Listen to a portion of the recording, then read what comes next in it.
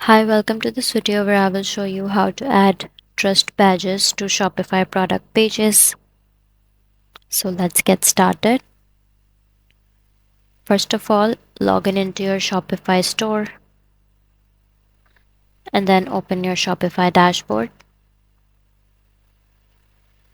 After that, from the left menu bar, click on the apps button. And now navigate to the Shopify App Store. After opening the Shopify App Store, search for Trust Hero Trust Badges app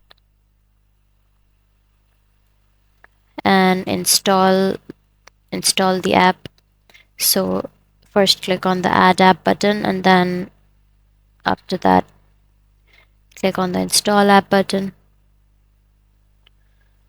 Now after connecting it, Trust Badges dashboard will appear. So turn on Trust Badges notification and add the payment icons accordingly. So now select icon color and select the text size. Now open your website product page and here you see the trust badge. So that's how you will add trust badges to Shopify product pages. That's all for this video. If you find this video helpful, please like and subscribe to our channel, and thank you for watching.